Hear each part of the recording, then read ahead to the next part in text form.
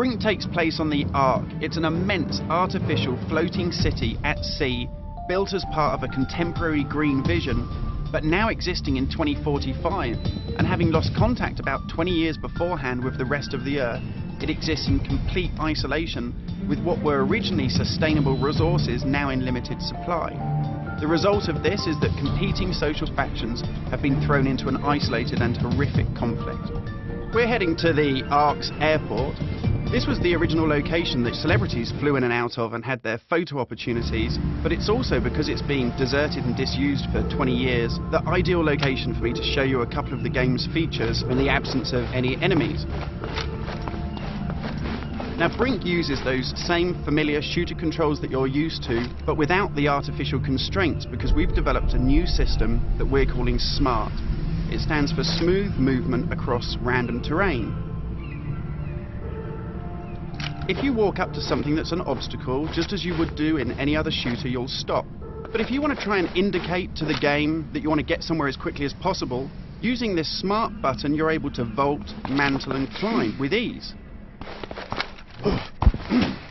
And this is a cool system for helping you navigate through the game, but it's not an autopilot. You don't enter a canned animation that you can't get out of. It's great for advanced players too. If you're approaching an obstacle, like a security sensor, and you want to make it through that obstacle without perhaps alerting the enemy to your presence, you could just look up, and you'll mantle up and over that automatically. And by the same token, if you use your same SMART button, just running towards something and looking down, you'll indicate to the game that you're able to slide under something. And this is really important, because in Brink, we want you to be able to make tactical decisions about where you go and how you play.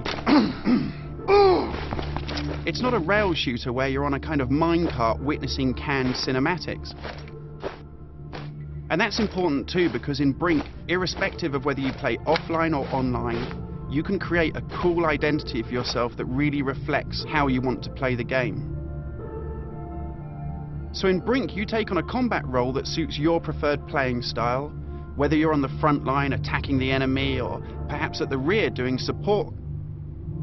You'll take part in military objectives as part of a coordinated squad.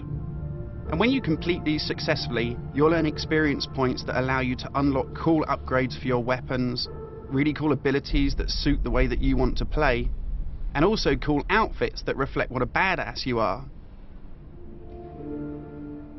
And you can do this irrespective of whether you play offline in traditional single-player style mode with no internet connection, or play cooperatively with up to 7 friends, or go online and play fully where the entire game is full of strangers.